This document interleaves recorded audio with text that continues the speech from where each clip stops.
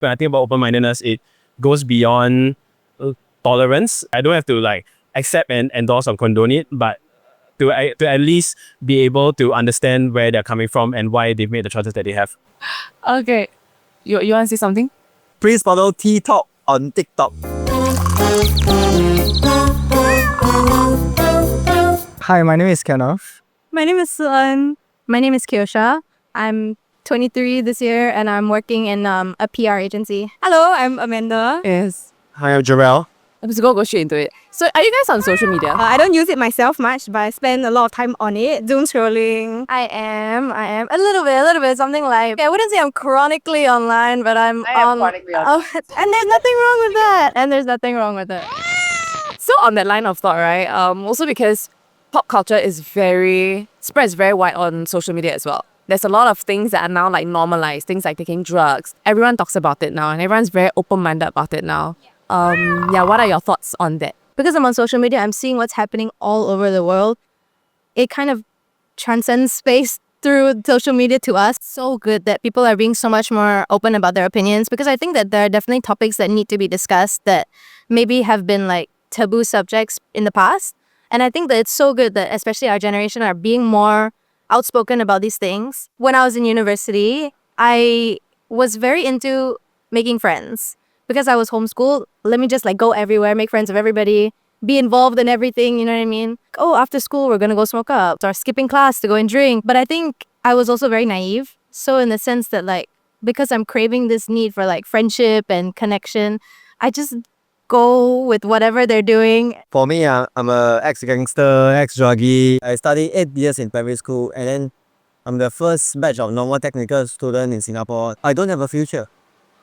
I cannot go poly and then take a degree, and of course we'll fall into the subculture side. I think you kind of have to hit a point where you're like, what am I doing? Like, how bad do I really need this social interaction to say like what they're doing is wrong? You have more friends, more brother, and then you take drugs. We went to prison, then we quit, come out, we start our new life. Does it send a message to you that it's okay to take drugs? Go inside, come out, you still can money, you still can restart your life. What do you think about it? I don't think it sends the message that doing drugs is okay. Because I'm sure like it wasn't easy for you also and you went through a lot. So it shows like step out of it is not easy. But it also gives hope that people can like turn over a new leaf. Yeah, I think that's very cool. You're my friend. Okay. Okay, yeah. Now it's just time for us to talk for yourself and your experiences, right?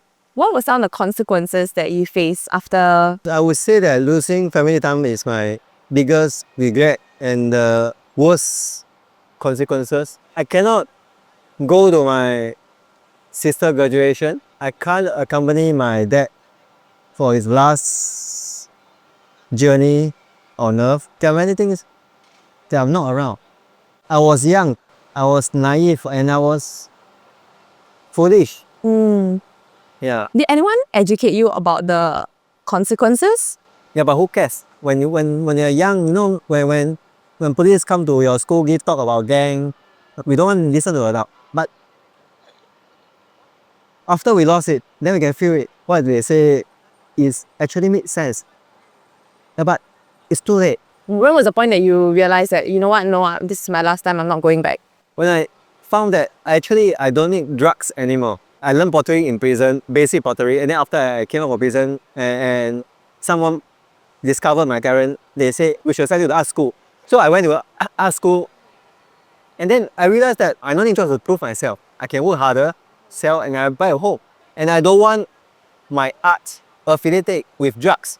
Right. My art is not made under the influence of drugs. It's made by my own heart, my own hand. I want that kind of proudness. I admire and respect your stand on like knowing that when you make your art, you don't want to make it from a dark place, basically, from a place where you don't have control over yourself. We cannot deny the drug addiction. We cannot erase the memory unless you die. So I found something better than drugs. My value in my life is how much I can put people in my heart. I love my family more than I love having drugs. Okay. My art is more important over drugs. Is there any advice you wish you your younger self would have received? People who ask us to take drugs are not people Who love you? yeah, I'm sure in today's context, people are quite open-minded about it. And if we want to be a good person and don't want to mix around or don't want to get influenced by people to take drugs, Being very open, basically. open to the people who actually love us. Hi, I'm Narissa. Hi, I'm Ishan. Let me ask you this, if y'all can answer. With the internet, we have access to like a wide range of like people, right? And influencers. And a lot of young people consume the media these days. And with like the whole thing of like, let's be open-minded, let's talk about it, let's not hide, let's not be shy to talk about it. So how do you balance then being like open-minded about and talking about all these things, joking about it, but also staying true to your own like convictions? For me, I feel like now more people are more open to like talking about drugs, and I think it's good for especially for the younger generation. Like they're more educated on like making a choice. I mean, I think it's definitely good to be like open-minded about this style of issues, because then people can like start a conversation about this, because it's been so normalized in this day and age, especially because it's been seen as like a way to like socially bond.